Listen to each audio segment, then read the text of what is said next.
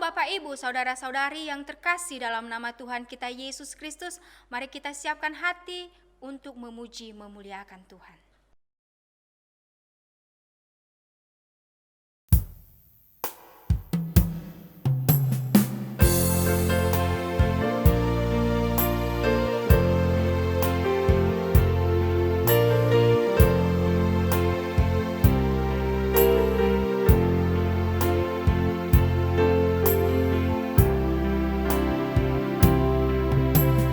Hanya Kau Tuhan di hidupku, Kau berikan hidup yang baru. Darah-Mu menyucikan, pulihkan hatiku. Ku nyatakan Kaulah segalanya.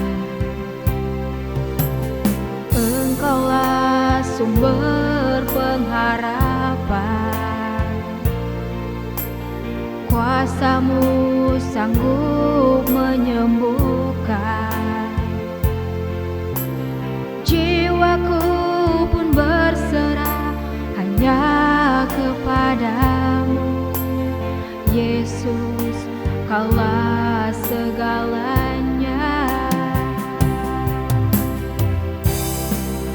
Karena salib-Mu ku hidup, karena salib-Mu ku menang. Engkau yang berkuasa, sanggup untuk melakukan mujizat-Mu.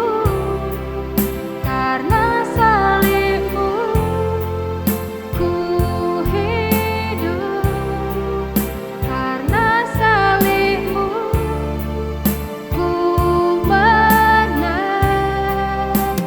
Engkau yang berkuasa, sanggup untuk melakukan mujizat-Mu di hidupku.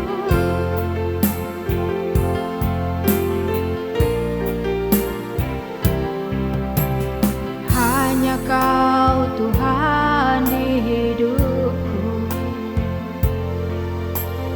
Kau berikan hidup yang baru. Darah-Mu menyucikan, pulihkan hatiku. Ku nyatakan Kaulah segalanya. Engkaulah sumber pengharapan, kuasa-Mu sanggup menyembuhkan. Jiwaku pun berserah hanya kepadamu, Yesus, Kaulah segalanya. Karena salib-Mu ku hidup, karena salib-Mu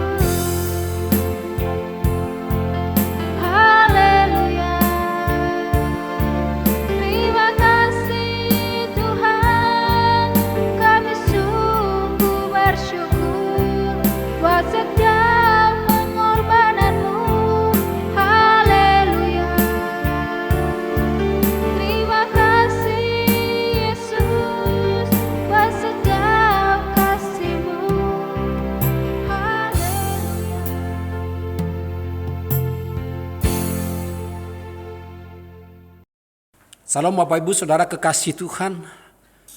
Hari ini kita belajar dari kebenaran firman Tuhan bahwa orang yang berkorban, orang yang rela menyerahkan nyawanya adalah Tuhan Yesus Kristus yang pengorbanannya sangat-sangat sempurna. Nah, hari ini kita belajar dari kebenaran firman Tuhan. Apa yang dimaksud dengan pengorbanan Tuhan Yesus, makna daripada kematian Tuhan Yesus. Kita akan pelajari, ada beberapa poin yang saya mau sampaikan supaya kita mengerti betapa luar biasa pengorbanan Tuhan Yesus terhadap saudara dan saya. Maka ini berarti bahwa pada waktu kita mengerti bagaimana pengorbanan Tuhan Yesus yang sangat-sangat luar biasa, maka kita akan memahami bahwa Tuhan Yesus itu berkorban buat saudara dan saya, sehingga dengan demikian kita mulai mengerti bahwa Tuhan itu begitu baik dalam hidup kita. Nah, apa sih sebenarnya makna daripada pengorbanan Tuhan Yesus? Yang pertama, kita akan melihat bahwa pengorbanan Tuhan Yesus itu adalah karena dosa kita, karena dosa saudara, karena dosa saya. Maka dia mau berkorban bagi dosa-dosa kita, berkorban bagi dosa saudara dan bagi dosa saya. Adakah di antara Bapak Ibu Saudara kekasih Tuhan yang mau berkorban bagi orang lain? Mungkin pengorbanan kita sangat sedikit sekali. Tetapi kalau kita belajar dari pengorbanan Tuhan Yesus bahwa dia berkorban, dia mati buat kita karena dosa-dosa kita. Dosa dalam pikiran kita, dosa dalam kata-kata kita, dosa dalam perbuatan kita, bahkan dosa di dalam hati kita. Bahkan dia mati untuk semua dosa yang kita lakukan. Nah, hari ini mari kita melihat kebenaran firman Tuhan di dalam 1 Korintus pasal yang ke-15 ayatnya yang ketiga. Sebab yang sangat penting telah kusampaikan kepadamu, yaitu apa yang telah kuterima sendiri, ialah bahwa Kristus telah mati karena dosa-dosa kita sesuai dengan kitab suci. Alkitab melaporkan bahwa Tuhan Yesus mati karena dosa-dosa kita. Anda pernah merenungkan, Anda pernah membayangkan bagaimana dosa kita begitu banyak dan kita ulang-ulang terus, dosa kemarin, dosa hari ini, dan kita ulang-ulang terus. Tetapi hari ini belajar dari kebenaran firman Tuhan bagaimana Yesus memati buat segala dosa kita.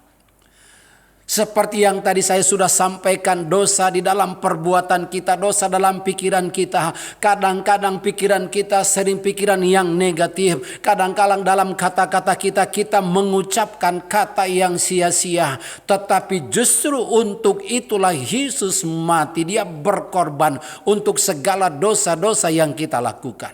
Nah, oleh karena itu kekasih Tuhan, ketika Anda sudah mengerti bahwa pengorbanan Yesus itu adalah untuk dosa-dosa kita, untuk dosa saudara dan saya, maka kita berpikir lebih dalam lagi. Kalau dia mau berkorban bagi kita, dia mau berkorban bagi segala dosa-dosa kita, maka ini waktunya kita mulai merenungkan supaya kita berhenti untuk tidak terus berbuat dosa. Karena apa? Karena Yesus melakukan itu, dia berkorban, dia mati untuk segala dosa-dosa kita. Lalu yang berikut, apa makna daripada pengorbanan Tuhan Yesus? Apa makna daripada kematian Tuhan Yesus? Yang kedua, supaya manusia tidak lagi hidup bagi dirinya sendiri, supaya manusia tidak lagi hidup bagi dirinya sendiri atau tidak egois. Kalau Anda hari ini sudah diselamatkan, kalau Anda hari ini sudah ditebus oleh darah Yesus yang sangat mahal itu, maka kita mulai merenungkan adalah bahwa kalau kita sudah ditebus dengan darah yang mahal, maka ini sebabnya kita jangan lagi hidup bagi diri kita sendiri, tetapi juga kita bisa hidup bagi orang lain, orang-orang yang membutuhkan pertolongan kita. Kadang-kadang kita itu hanya pingin buat kita sendiri, kita egois. Tetapi hari ini belajar dari kebenaran firman Tuhan, bagaimana Yesus berkorban buat kita supaya kita tidak lagi hidup bagi diri kita sendiri. Nah, mari kita lihat kebenaran firman Tuhan di dalam 2 Korintus pasal yang kelima ayat yang ke-15. Dan Kristus telah mati untuk semua orang, supaya mereka yang hidup tidak lagi hidup untuk dirinya sendiri, tetapi untuk Dia yang telah mati dan telah dibangkitkan untuk mereka. Nah, kekasih Tuhan, firman Tuhan hari ini mengingatkan kita bahwa Yesus yang mati buat kita, bahwa Yesus yang mati buat saudara dan saya, Dia berkorban buat saudara dan saya. Maka ini waktunya kita jangan lagi hidup buat diri kita sendiri, tetapi firman Tuhan ini mengingatkan kita supaya kita hidup bagi Dia, hidup bagi Tuhan Yesus. Kalau hari-hari ini Anda sedang mendengar kebenaran firman Tuhan ini, maka ini waktunya sadar dalam hidup kita supaya kita tidak hidup buat diri kita sendiri, tetapi untuk Dia, untuk Tuhan. Apa yang Anda bisa lakukan hari-hari ini untuk Tuhan? Anda sudah menerima keselamatan itu secara cuma-cuma. Tetapi hari ini belajar dari kebenaran firman Tuhan bagaimana supaya kita boleh melakukannya. Ketika Yesus memberikan dengan cuma-cuma, kita juga boleh mengimpartasikan, boleh memberikan kepada orang lain apa yang kita miliki. Bahkan tadi firman Tuhan ini katakan supaya kita hidup bagi Tuhan, hidup bagi Dia. Jangan kita hanya buat diri sendiri. Ya, yang penting saya sudah selamat, orang lain tidak selamat, itu terserah dia. Tetapi hari ini firman Tuhan mengingatkan kita bahwa pengorbanan Tuhan Yesus, bahwa kematian Tuhan Yesus mengingatkan kita supaya kita tidak hidup bagi diri kita sendiri, tetapi bagi orang lain, tetapi bagi Tuhan. Jadi kalau Anda hari-hari ini bisa memiliki talenta atau karunia bisa memuji, memuliakan Tuhan, Anda bisa sebagai song leader, Anda bisa sebagai singer, mungkin Anda bisa berkhotbah menyampaikan firman Tuhan, maka ini waktunya Anda pergunakanlah talenta itu, pergunakan karunia itu untuk apa? Untuk memuliakan Tuhan. Lalu yang ketiga, apa makna daripada kematian Tuhan Yesus? Apa makna daripada pengorbanan Tuhan Yesus? Yang ketiga, memperdamaikan kita dengan Tuhan. Perhatikan baik-baik firman Tuhan. Bahwa makna kematian Tuhan Yesus yang ketiga, memperdamaikan kita dengan Tuhan. Tahukah saudara, ketika kita pada waktu kita masih berdosa, bagaimana mungkin kita bisa berdamai dengan Tuhan? Karena Tuhan itu kudus, karena Tuhan itu mulia, dan kita tidak bisa ketemu dengan Dia. Kita tidak bisa menyapa Dia sebagai Bapa. Tetapi karena pengorbanan Yesus, tetapi karena kematian Tuhan Yesus, itu Dia memperdamaikan kita dengan Tuhan. Mendamaikan kita dengan Tuhan. Inilah waktunya Bapak Ibu Saudara kekasih Tuhan. Pada waktu kita merenungkan, pada waktu kita mengingat bagaimana pengorbanan Tuhan Yesus di kayu salib, bagaimana Dia mau mati buat kita, maka kita belajar bahwa itu berarti maknanya. Yang ketiga adalah memperdamaikan kita dengan Tuhan. Anda bayangkan kalau kita tidak bisa berdamai dengan Tuhan, kita tidak bisa menyebut Dia sebagai Bapa. Sepertinya Tuhan itu jauh dari kita. Oleh karena apa? Kita belum berdamai dengan Tuhan. Tahukah saudara yang dimaksud dengan Yesaya 59 ayat 1 dan 2 berkata, karena dosa itu Tuhan menyembunyikan diri, karena dosa itu hubungan kita terputus dengan Tuhan, karena dosa itu Tuhan tidak mendengarkan doa kita. Tetapi ketika Yesus mati, ketika Yesus berkorban buat kita, maka Tuhan memperdamaikan kita dengan Dia. Maka itu berarti bahwa dari hati yang paling dalam kita bisa menyebut Dia sebagai Bapa kita. Kita bisa curhat kepada Dia, kita bisa cerita kepada Tuhan. Karena apa? Karena Dia sudah mendamaikan kita dengan Tuhan.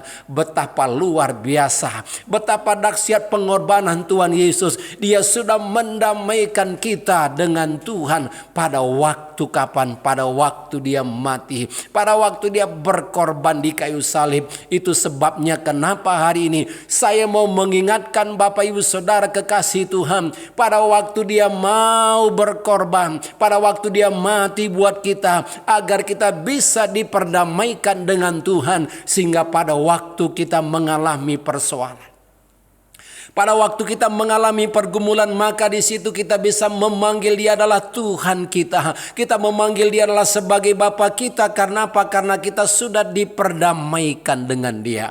Anda bisa bayangkan kalau ada seseorang yang belum bisa atau belum bisa berdamai dengan orang lain, apa yang terjadi pada waktu orang belum berdamai dengan orang lain, maka malas dia ngomong pun gak enak. Karena apa? Karena belum berdamai.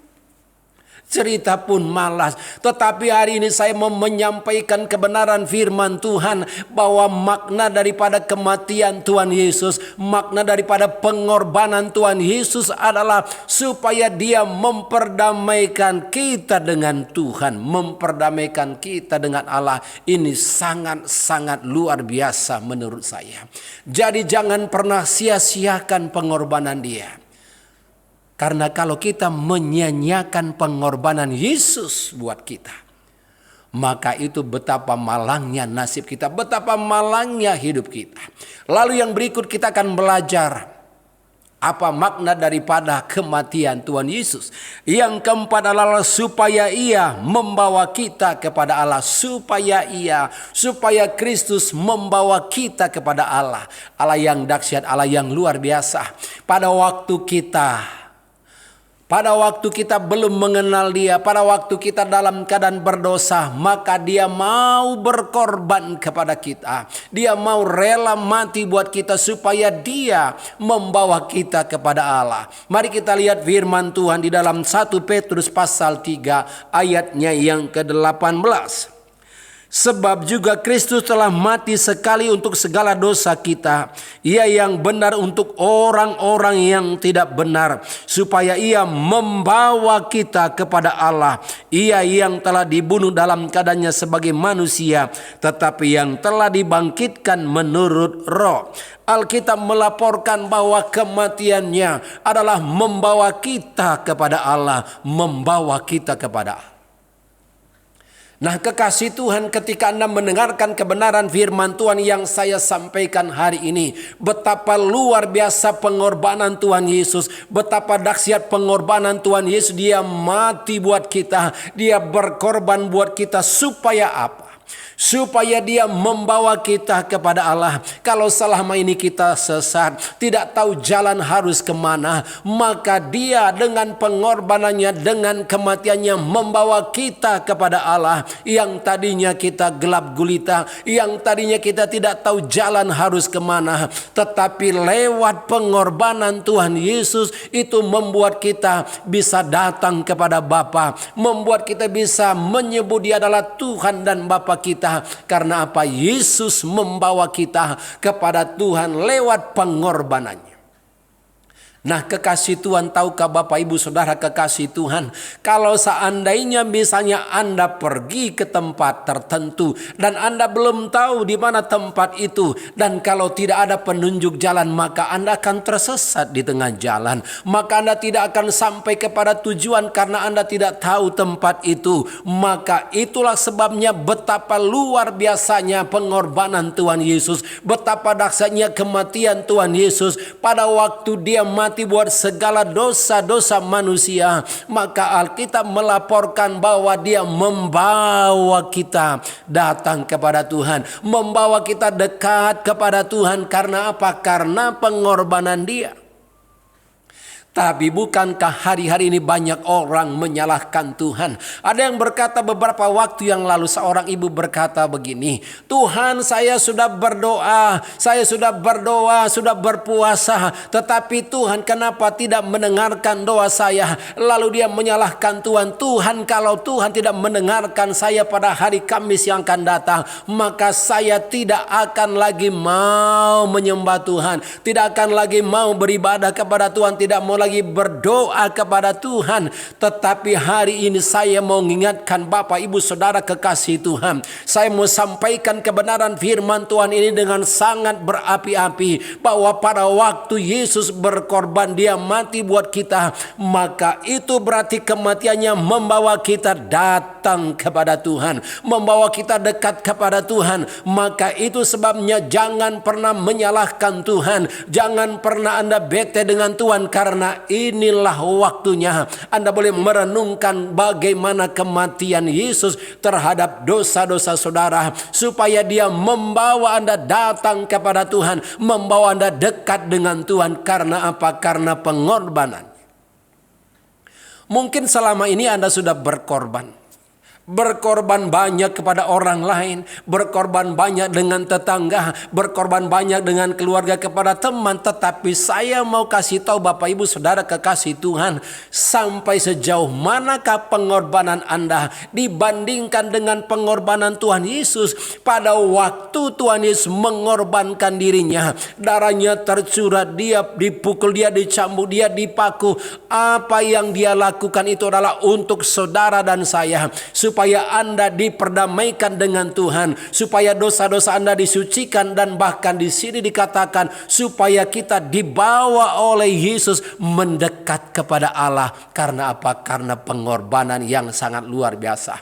Nah, hari ini saya mau menyampaikan kebenaran firman Tuhan. Jangan pernah menyalahkan situasi, jangan pernah menyalahkan Tuhan. Atau Anda mungkin pernah berkata, kenapa Tuhan pandemi ini belum berlalu? Maka Anda mulai menyalahkan Tuhan, Anda mulai menyalahkan situasi. Tetapi dengan kematian Tuhan Yesus, dengan pengorbanan Tuhan Yesus, kita akan belajar di sini bahwa dengan pengorbanannya, bahwa dia membawa kita dekat kepada Tuhan. Inilah pengorbanan Tuhan Yesus, makna yang keempat. Lalu yang kelima, makna yang kelima, apa makna kematian Tuhan Yesus? Apa makna pengorbanan Tuhan Yesus? Yang kelima adalah sebagai bukti kasih-Nya terhadap kita. Sebagai bukti kasih-Nya terhadap kita. Kalau ada seseorang yang berkata bahwa aku mengasihi engkau, tetapi dia tidak pernah berkorban, mana buktinya? Atau mungkin ada pasangan misalnya berkata, aku mengasihi engkau, aku mencintai engkau, tapi tidak pernah ada pengorbanan. Itu nggak mungkin. Belajar dari kebenaran firman Tuhan. Kalau hari ini ada orang yang berkata bahwa aku mengasihi engkau, mungkin ada anak-anak muda. Oh, aku mengasihi engkau, aku mencintai engkau, bulan dan bintang akan kugapai. Oh, saya akan datang kepadamu. Hujan badai pun akan kuseberangi. Tapi hujan rintik-rintik juga nggak datang. Bagaimana yang namanya pengorbanan? Itu nggak mungkin. Tapi kalau kita belajar tentang pengorbanan, waktu dia berkorban, pada waktu dia tahu bahwa hujan badai pun akan kuseberangi, pada waktu hujan itu ada, dia datang, maka itu berarti pengorbanan. Jadi kalau hari-hari ini kita belajar tentang pengorbanan Tuhan Yesus, tentang kematian Tuhan Yesus, kita belajar bahwa kalau dia berkorban buat kita, maka itu sebagai bukti nyata bahwa itu dia mengasihi kita. Dia memperhatikan kita. Kalau dia berkorban buat kita, nyawanya diserahkan bagi kita, dia mau supaya kita diselamatkan. Dan kita belajar bukti kasih Tuhan. Kita melihat firman Tuhan di dalam Roma pasal 5 ayatnya yang ke-8. Firman Tuhan katakan, akan tetapi Allah menunjukkan kasih-Nya kepada kita oleh karena Kristus telah mati untuk kita ketika kita masih berdosa. Nah, kekasih Tuhan, firman Tuhan ini mengingatkan kita bahwa kematian Yesus yang kelima adalah sebagai bukti nyata bahwa Dia mengasihi kita. Nah, saudaraku yang kekasih, mungkin hari ini engkau ada di rumah, atau mungkin ada dalam perjalanan dimanapun kau berada hari ini. Saya mau menyampaikan kebenaran firman Tuhan. Mungkin engkau lagi mengalami sakit penyakit. Mungkin kau masalah kerjaan, masalah usaha, atau di rumah tangga terjadi keributan. Mungkin engkau berkata, oh saya tidak lagi berguna di bumi ini karena tidak ada lagi orang yang mengasihi saya. Tapi saya mau menyampaikan kebenaran firman Tuhan hari ini, bahwa Yesus mau berkorban berkorban bagi saudara, bahwa dia mau mati bagi saudara, itu sebagai bukti nyata bahwa dia mengasihi saudara. Dimanapun saudara sedang berada hari ini, saya mau menyampaikan firman Tuhan ini. Mungkin Anda kurang dikasih oleh orang lain, oleh teman Anda, oleh pacar Anda, oleh keluarga Anda, oleh pasangan Anda. Saya mau menyampaikan kebenaran firman Tuhan hari ini dengan semangat yang berapi-api. Ketika dia berkorban, ketika Yesus mati di kayu salib, maka itu berarti sebagai bukti nyata bahwa dia mengasihi saudara, bahwa dia mengasihi saudara. Jadi jangan pernah putus asa, jangan pernah kecewa, jangan pernah Anda membunuh diri, karena firman Tuhan katakan bahwa pada waktu dia berkorban, pada waktu dia meninggal, maka itu berarti sebagai bukti nyata bahwa dia mengasihi Anda, dia peduli terhadap Anda. Mungkin hari ini Anda mengalami sakit penyakit, hari ini datang kepada Tuhan, dia mau berkorban bagi saudara. Pada waktu dia berkorban bagi saudara, maka itu berarti bahwa dia mengasihi saudara, kasihnya besar bagi saudara, dan kasihnya sangat luar biasa, sebagai bukti nyata bahwa dia rela berkorban bagi Bapak Ibu Saudara kekasih Tuhan. Hari ini saya mau berdoa bagi Bapak Ibu Saudara kekasih Tuhan. Mungkin ada di antara saudara yang sedang sakit, yang sedang mengalami pergumulan. Mari tundukkan kepala. Saya mau berdoa bagi Bapak Ibu Saudara kekasih Tuhan. Bapa di sorga, kami datang kepadamu ya Tuhan.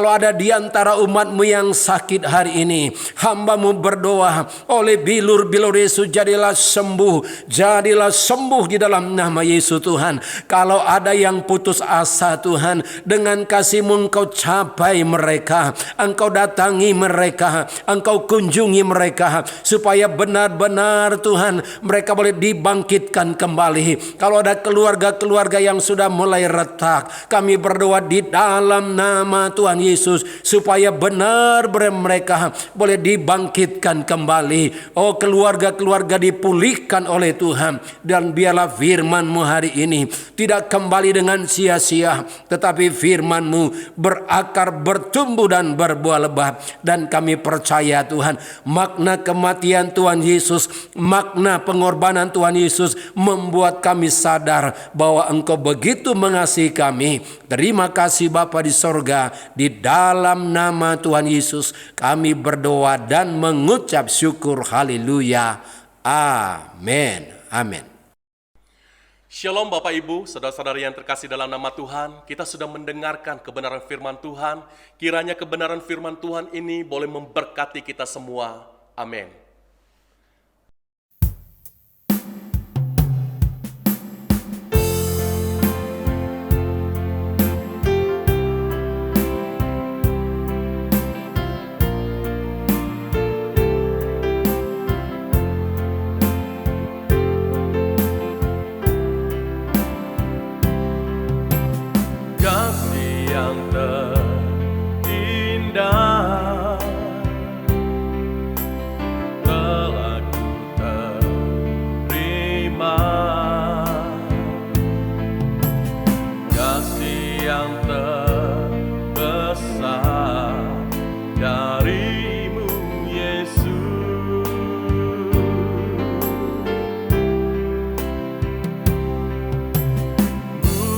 Karena kebaikanku, bukan karena hebatku, namun oleh anugerah kemurahan-Mu, Tuhan.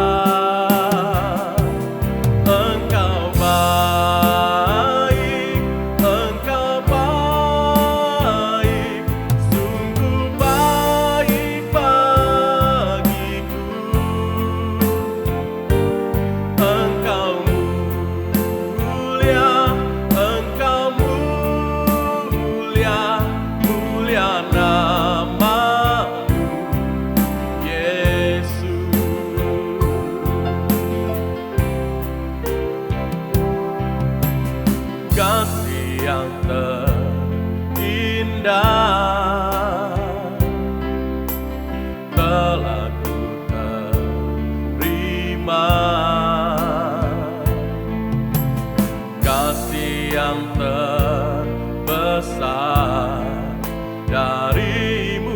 Yesus.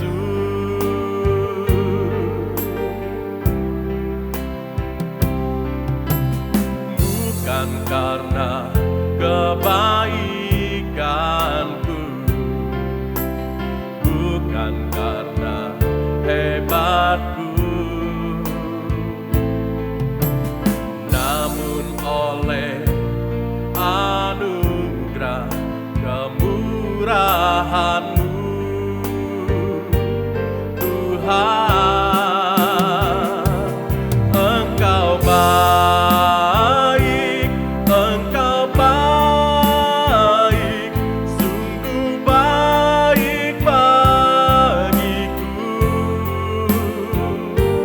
Engkau mulia, Engkau mulia, mulia nama-Mu, Yesus.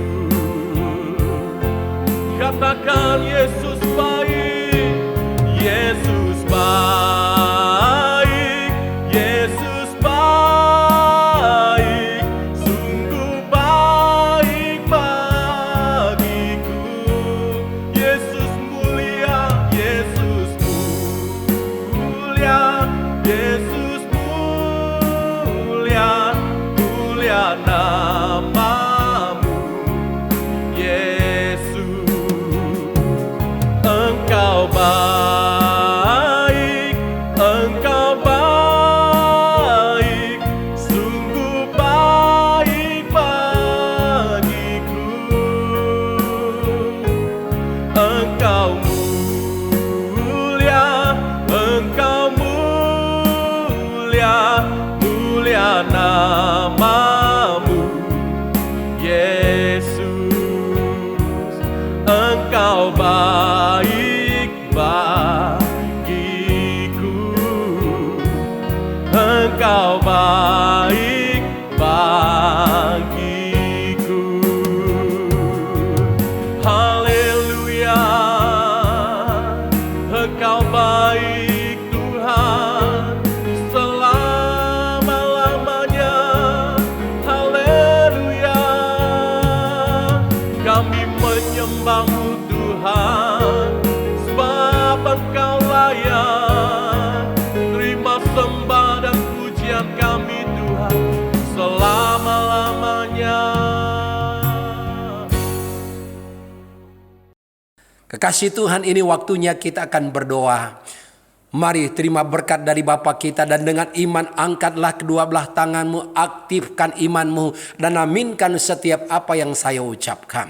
Diberkatilah keluargamu, diberkatilah kesehatanmu, diberkatilah pelayananmu, diberkatilah pekerjaanmu, diberkatilah usahamu, mulai dari sekarang sampai selama-lamanya. Biarlah kiranya damai sejahtera dari Allah Bapa dan dari Tuhan Yesus Kristus yang sudah rela berkorban, dan Roh Kudus yang setia menghibur, menguatkan, meneguhkan saudara dari hari ini sampai selama-lamanya, sampai Yesus datang yang kedua kali. Semua yang percaya katakan amin. Amin. Amin.